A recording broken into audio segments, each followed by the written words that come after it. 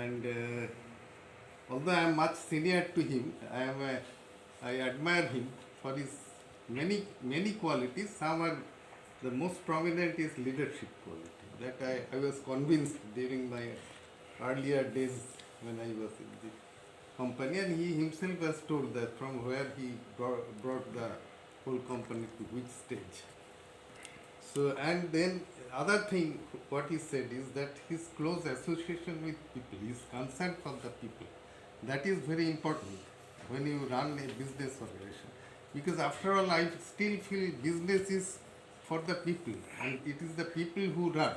So it is the quality of people which determines how the business will be run and what will be the outcome of those business. So when he requested me for some kind of awareness program on artificial intelligence, as he has mentioned already.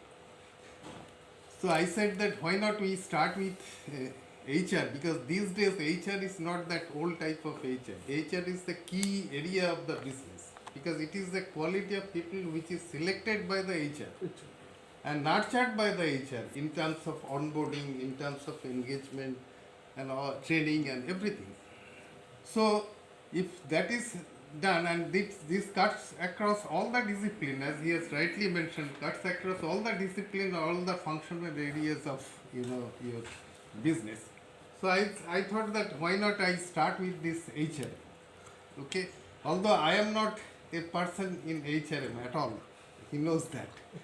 But this IISWBM that is in Kolkata, that has a very prestigious program on business, masters in this human resource, and companies look for that.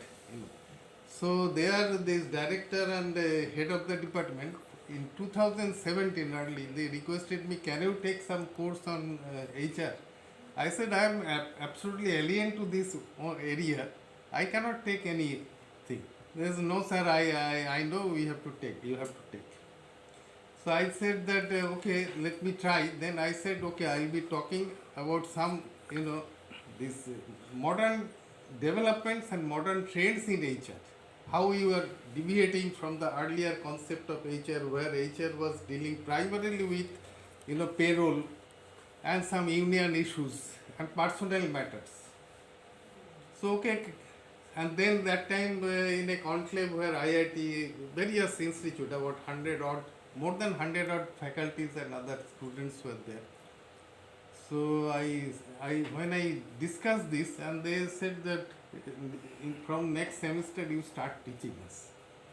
So that they know what is artificial intelligence, as he has rightly said, how it can be integrated in your business, and what are the other digital means which you can gainfully utilize. So that is why I had a stint with HR. And when he requested me, I thought that I said that I will start with this, but later on we will gradually spread to all the other functional areas. You take.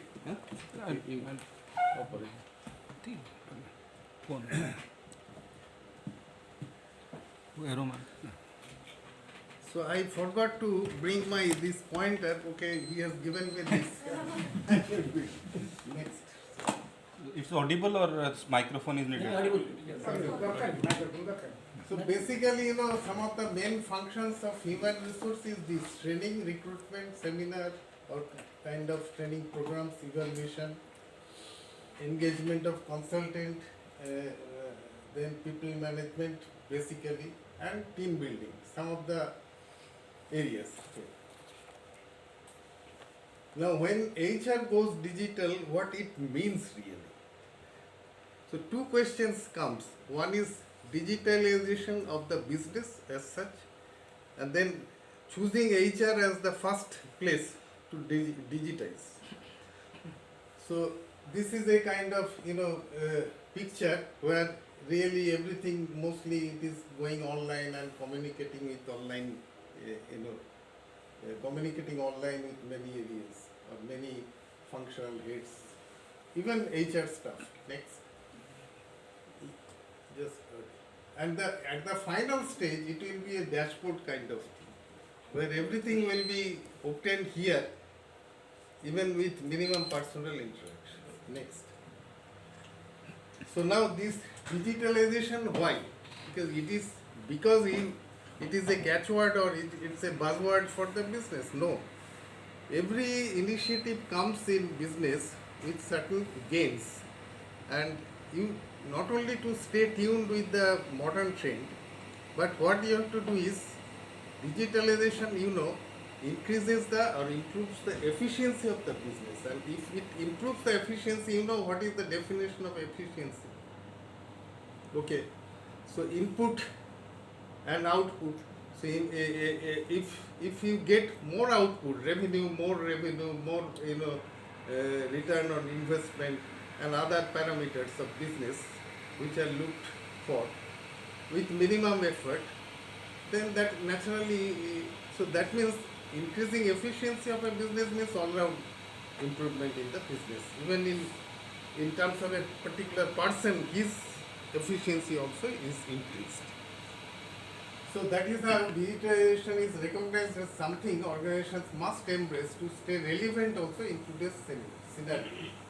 And digitalization changes not only how people communicate and interact among them, but transforms how organizations operate.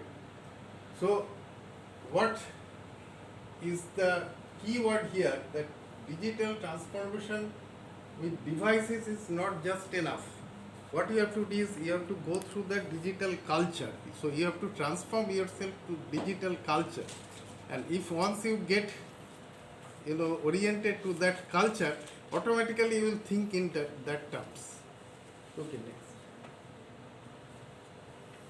Why I chose HR? I told you that mostly because this accelerate within the business, it is good time to think that who in your company is leading these efforts and who are involved in this planning. And thankfully, Mr. Jena, who is in the helm of affairs, he is leading the effort with his team. So that way I feel that it is definitely, it gives a push, right push. In many organizations, what happens that, these are all functional area, artificial, this is not my area is business. So that way they keeps off the CEO. But here he is directly involved because he has contacted me, and because of that I am here. So that means the primary initiative has been really unleashed by him. So that way you should consider yourself also fortunate in this case. So when building your digital transformation leadership team, HR and people operations should be considered as crucial, because it is the quality of people which determines business. So that is primarily the reason I chose that. Why? Let me start with this HR. Next. So it is not only for to unlock your workforce potential through integrated technology where AI is there, other digital devices there, of which we are going to speak also. It enables skill-based management, development and efficient deployment of your people. So to enhance employees' experience by deploying automation, AI, etc., to provide real-time and simple user interface to HR processes, policies and systems. So AI is only one means. AI can be applied, but what is most important is when you transform your HRM to digital HRM, what are the two principal words for that? One is automating the routine repetitive task, so that your HR staff's involvement is minimized. Okay, that is automation. And as he has rightly said, decisions are data driven, that means data based. This is the main. So next. So now how HR has evolved over time. HR has been evolving into a more technology based profession, because organizations need to streamline HR processes and reduce administrative burden, reduce HR administration and compliance cost, compete more effectively to attract global talent. This is very, very important.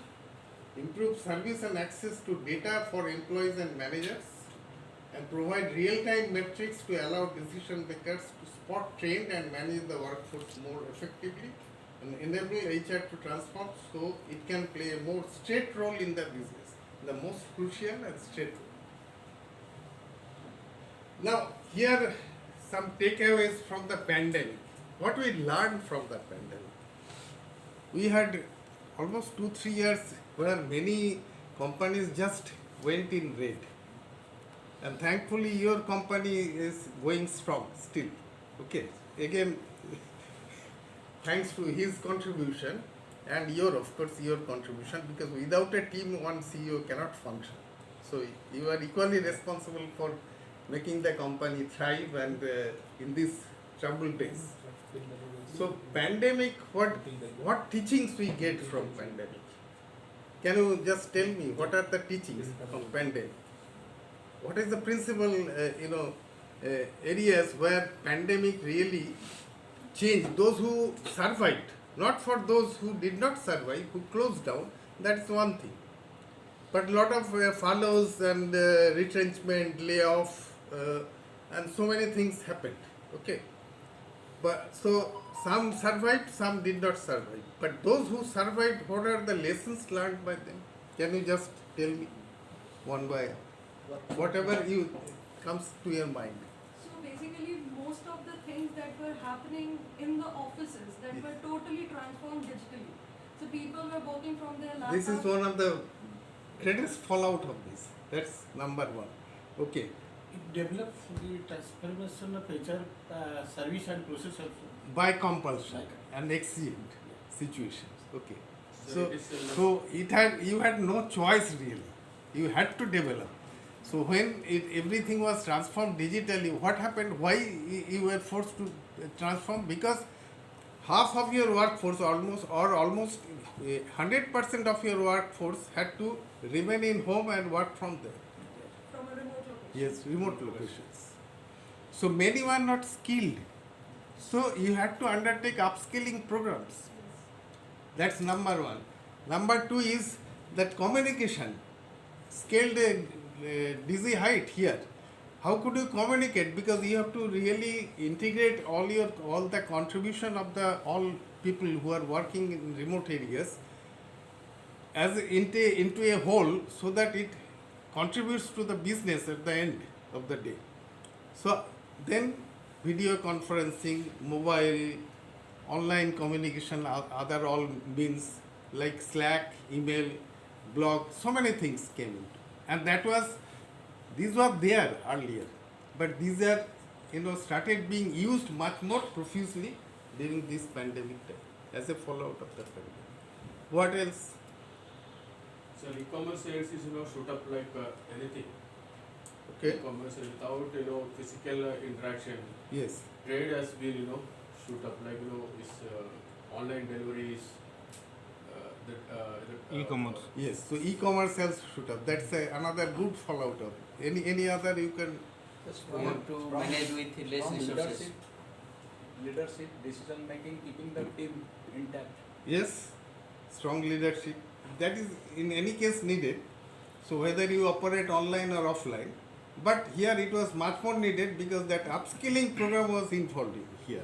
Because many could not really know, many did not know that how to work online totally. With So, less resource, so you have to educate them. with less resource, we have to manage the things. Yet less resource because it was a trouble time. With the available resource, rather. And available resource optimization again. And then what else? Optimization of automation. Automation, whatever possible. During Digital devices yes, you yes. could use. Manufacturing processes, suppose the government is restricted for 1/3 of the people. Yes, So you have to manage with 1 people instead of 3 people. absolutely. And then finally, at the end of all, this wellness program had a boom because it is the top management who became more concerned about their employees through these wellness programs. So that because they have to be kept active, Right. they should not fall ill because of the pandemic. So that is another fallout. So you could say everything, enumerate all the possibilities, and this is what I have recorded. You see, I am not talking anything new. All of you know this thing. Only I am articulating in a fashion that this, it's given for discussion. So I know all of you are knowledgeable and maybe much more knowledgeable than what I know. But it is basically it's not a, it should not be a one-way traffic. It's a sharing of knowledge. That's all. You give me and I give you. So, so next. So what are the silver lining here? Up in the day, in the aftermath of this. Next. So these are the top 12 trends I could enlist. One is shift towards more full-time remote work post-pandemic, technology adoption and deployment prioritized, what you have said. Employees value feedback being heard and acted upon, because many employees said that I am not able to do online, so then that was given to the HR and ultimately to CEO, and then some upskilling program came into being. So those kind of things. So more importance is given to employees' feedback. Then data is new currency and core to HR operation, because it has to be data driven. So, and finally the business leaders prioritize skill development. This is the crux of the whole thing. Because otherwise you cannot operate in an environment where everything goes digital. So you have to have that skill development program. Next. Now, top factors in creating a sustainable remote work environment. Introducing digital collaboration, 39% says companies double down on digital. 36% allowing personal choice in determining how work gets done. And 31%, this is a select hub, it's a company. I have given the acronyms at the end, the references, which how these companies stand for. So they are establishing new scheduling and meeting norms. That means through video conferencing, all these. These are some. So the remote work trend, again, now it is increased based on a survey, but mostly this survey is based on Western countries, not here. I could not get any data so that I could present you here. So 85% said the employees want to work at home at least partially even after lockdowns. And employees want remote work to be their main way of working, 58%. Because they got used to so much of flexibility in being allowed for this remote work without curtailing their efficiency. So now the choice was there for the employer to allow them to work for remote, and this remote means, now this is connected with the recruitment also. Nowadays modern companies are looking for remote talented people to contribute to the company in some kind of arrangement, as Mr. Jena has highlighted, that whether that arrangement will be permanent employee or whether it will be some partial employment, part-time employee, or whether it will be in terms of the consultants, periodical, this interaction. But you are allowing them. And why allowing them?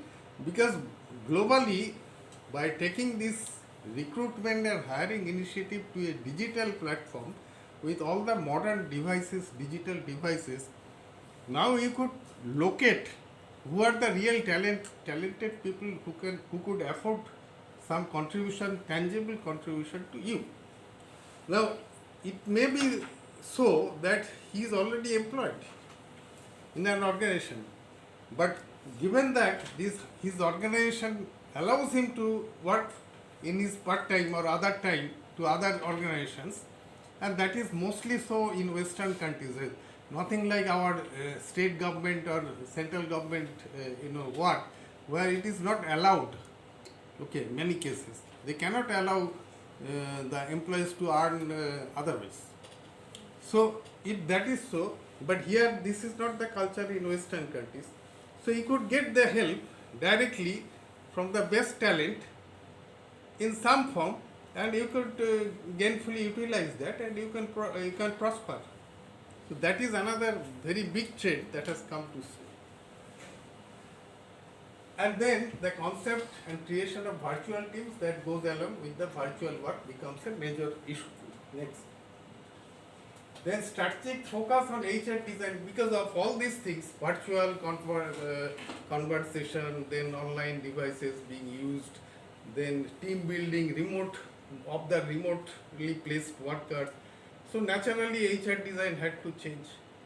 Otherwise you cannot really stay updated.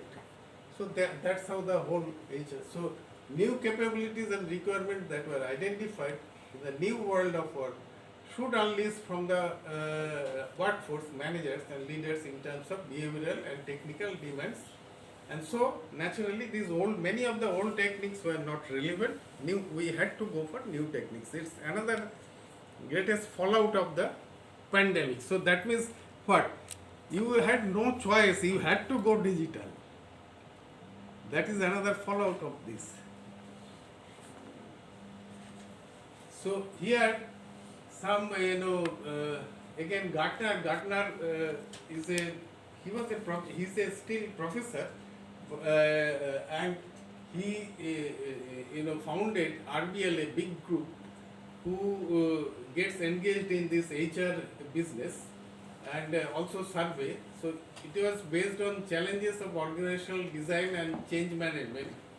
So 37% of HR leaders said they are not equipped to lead change, and 36% of employees have fatigue due to the amount of change happening. Now this is one of the very crucial issues. Now that you have been forced upon to change digitally, some workers will fall out of that, obviously. They said that I am fatigued, I cannot cope up with this. I don't know whether you had this issue here. But then, what is your answer to that? Will you say, no, okay, get going, I don't require you, because you are fatigued and you are not able to contribute? Or the other way, that you can go for some wellness program, psychological counseling and all those things, because you also want to see that workers thrive, workers prosper, and that's how the business prosper. So you have to take along the employees along with your whole going. So other alternative was give all kinds of counseling, all kinds of training that is needed, give encouragement so that he comes up. This was a quite positive approach. Many companies opted for that. So now employees experience redefined. Here use of email, Facebook, LinkedIn, Twitter, print share, all these things are going to stay. And to boost productivity, improve satisfaction, lead to greater employee loyalty and encourage investment, all these things will be there. And so link here itself we are moving to gradually to automation, and employees experience is being made to provide personalized solution. Now it may so happen what it means by personalized solution. One employee may be quite savvy with email, other may be with mobile, other may be with say Skype, other may be with this Slack or Facebook. You have to redefine the experience there to take them as a team, because it is his preference where he is efficient and where he is Working knowledge. not only working knowledge, he is emotionally and physically inclined to that. You have to give value to that. You just cannot bulldoze by saying that no, I have only this option, email, and so you have to take this course, email. So flexibility has to be given. That is another thing. So this also came next. So and how we got that? Because it is the feedback from the employees. So here again, some survey and benefits of listening to employees and turning feedback into action results. Employees who are twice more engaged now, 93% of employees showing resilience when change hits, and 69% of the employees being likely to stay longer. This is another good side of this, this kind of your attention to getting the feedback from the employees and acting upon that. Next. Then HR delivers value through an outside-in approach. Here again, outside-in means from customer, you crystallize. What are the customers mean? All stakeholders. Even in HR, your employees is customer, they are customers. Even including your HR staff members. So one is internal, that is in the business parlance nowadays, but because customers does not only mean it is only external customer. It is also internal customer, and this is the basic TQM parlance. Total quality management parlance is customers are all, even internal customers, external. So when you take an outside-in approach, you have to listen to the customers, and then you transfer. It is not only something that you conceptualize, okay, artificial intelligence I'll use and I'll thrust upon the employees. No, not that.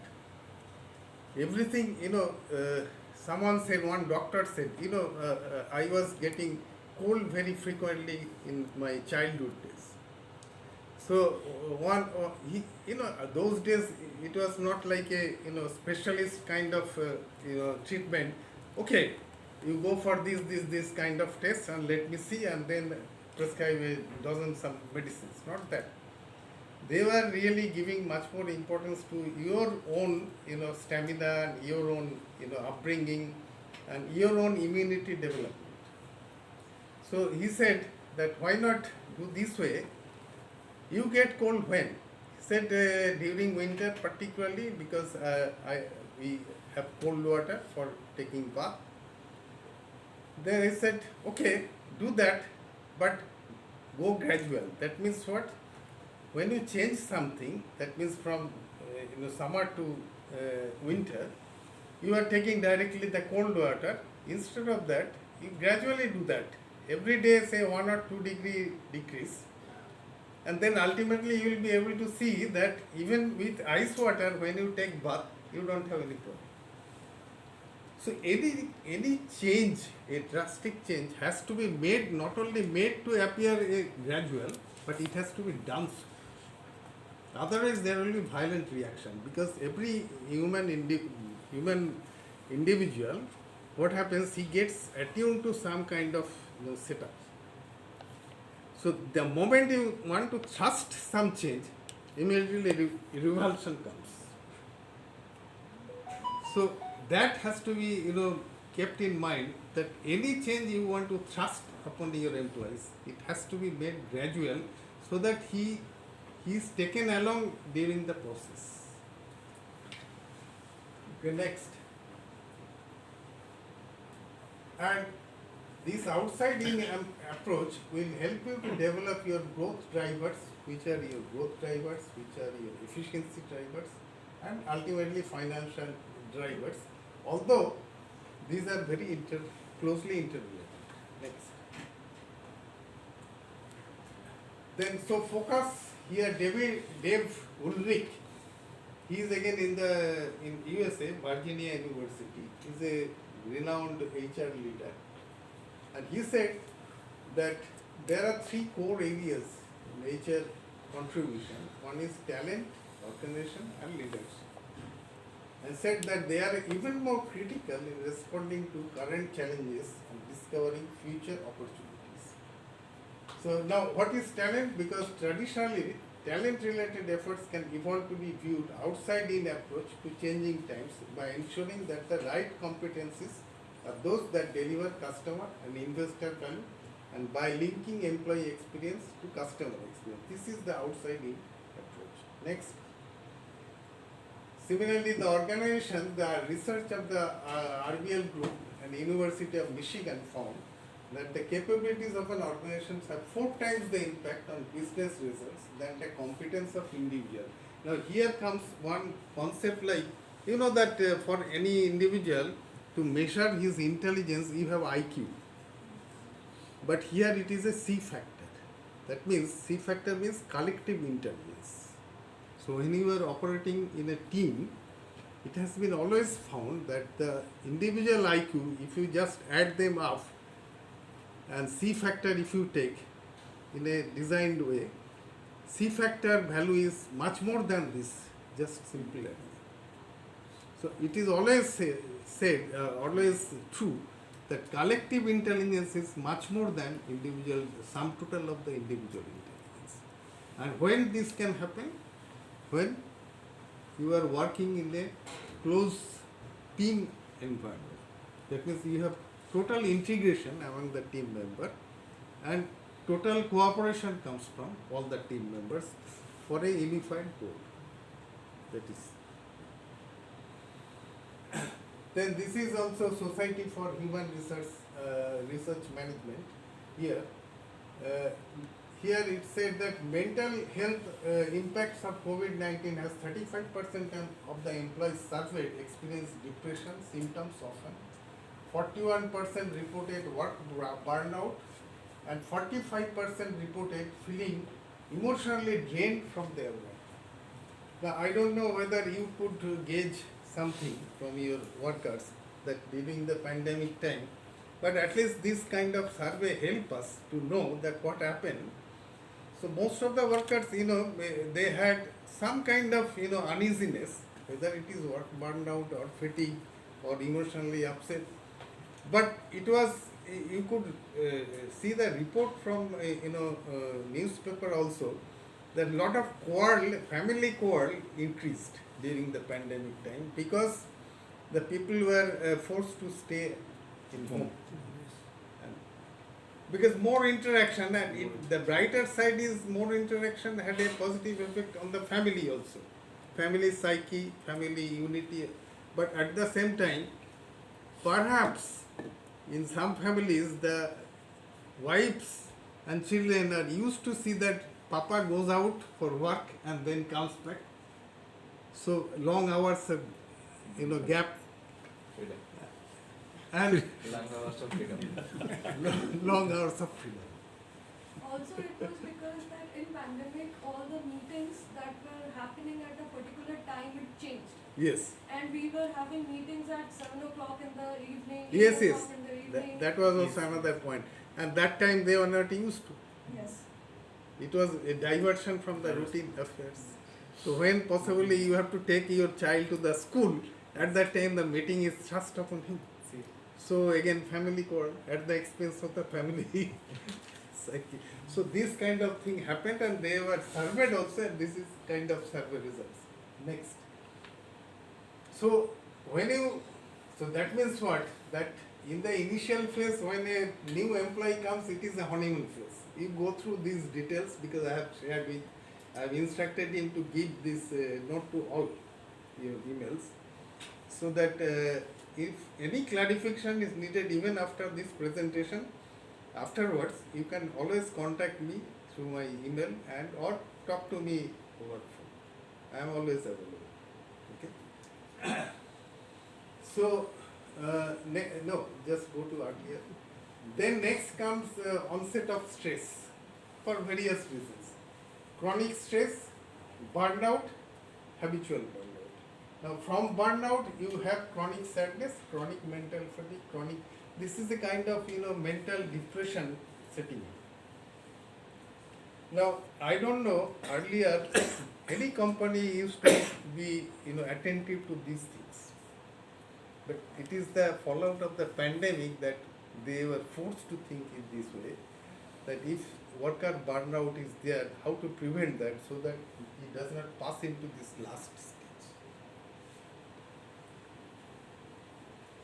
Many companies, I know because I had, many had consulted with me also, that I said you talk to these psychologists of this, because this is again another domain altogether.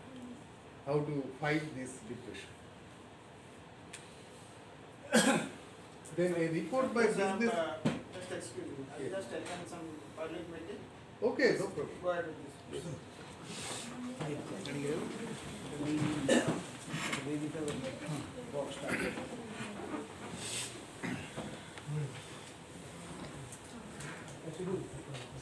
So I can continue? Yes. And another point, whenever you feel bored or disturbed, please have the intervention. Okay, intervene me, stop me. I'll be glad to answer to your queries. Okay. So let it not be only just exclusively one way traffic. A report by Business Group, Chevron, a big oil company, international, multinational, Verizon Media, etc., on health identified some key areas of expected growth in the mental health arena. More than 90% of the employers will offer telemental health. You know that telemedicine, Sir. similarly telemental health also. They are offering just to make the employees well off and happy. The number of organizations providing mental health resources will climb from 69% in 2020 to 88% in 2000. This is again a learning from the pandemic. Cost of mental health services will be waived or reduced in 54% of the companies in 2020. Many forward-looking companies are doing that. And then takeaway is company investment in wellness program becomes inevitable. Earlier, companies were not really that keen on this Welfare was less. wellness program. Welfare is okay, but it is wellness that employees have to be kept well to contribute as much as possible to the company. Next. Then next is data becomes a new currency because you are working in a remote environment, digital and all that. So something, this impression will not carry. So it has to be hard data. So when you say that hard data comes and then it is processed, analyzed in the fashion you want, and you get what is your business parameters, how the business parameters are affected. It is only the hard data that matters, and this data becomes new currency. That's it. Next. DEI, that means diversity, equality and inclusion. Another outcome of 2020, sparked by pandemic, is the decrease of women in workplace. Here again, it was found that overtime, additional hours daily, fathers overall 32% accepted that overtime, mothers overall 25%, fathers with kids 23%, mothers with kid under 10 only 18%. And as the number of extra words goes on, here maybe this 18% becomes 22%, but this is also mothers with kids, this additional, they do not like this. 7% do not like fathers overall, fathers with kid under 10% only do not like.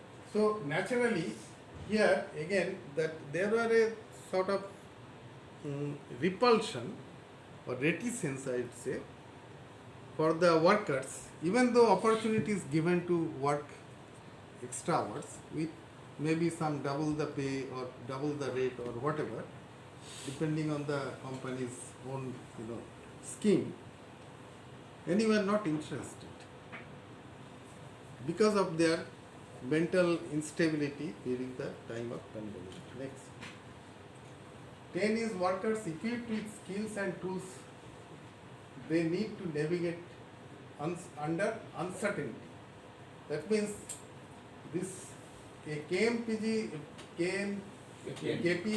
report, I will show you. KPMG is not the English word. At the end it is given. They found that CEO's view on talent risk as the top threat to growth thanks to the pandemic. Because building skills and critical competencies is the top priority for 68% of HR leaders, according to Gardner, that RBL group. And what's more is Deloitte data found that more than half of the respondents indicated that anywhere from 50 to 100% of the employees will need to change their skill over the coming 3 years. So these are some kind of survey being done by various companies world over, and that is the results. That it is the talent risk that is the main threat, and you have to, changing their skill, that has to be upskilling program has to be undertaken on what, for 50 to 100% of the employees, and building skills and critical competence. So all these are two interrelated things. So what is the fallout? That you have to invest much more on this skill of development, upskilling or skill development. Next.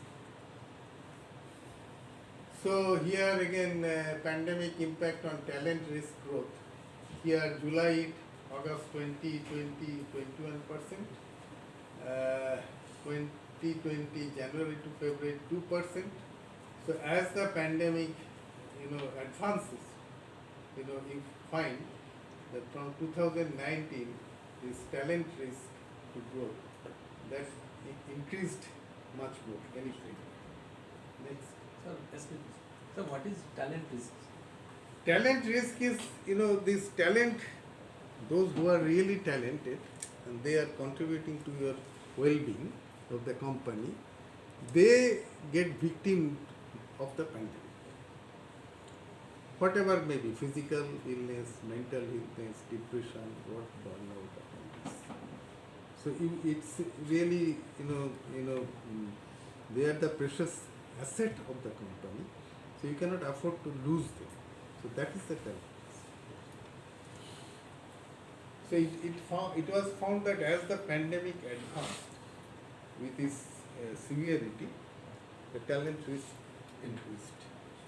There is more of work burnout, more of depression, more of critical mental health problem, all those things. Again, Dave Ulrich, he is HR leader. He said technology has enabled digital information that moves from descriptive dashboards and scorecards to insights based on big data to guidance and to determine which activities provide specific outcomes. Now here this big data is underlined. Big data means how to analyze this big data, and here AI has come in a very big way, artificial intelligence techniques. Because big data means, nowadays data revolution has taken place. Somebody said, I don't remember exactly, every minute you are getting 2 billions of data worldwide. And what is the type of data now? It's not only hard data, like number. It is the text messages in mobile, in email, and other devices, say Instagram. It is pictures. Then it is blogs. It is some kind of recorded video versions. Someone talking to some other player. So every minute you are generating so much of data. Now, big data is the most, I would say, most modern aspects where research thrust is given.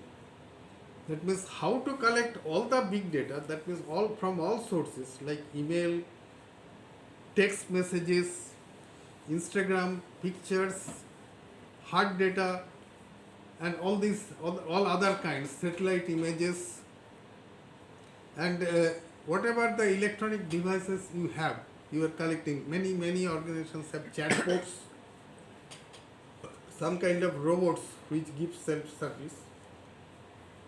Given a query, you have a query about HR or some other functions of the business, you don't have to run to the business head in that particular area. You just go to the chatbot and log in and ask this query, and you will be automatically replied. Okay, these chatbots are there.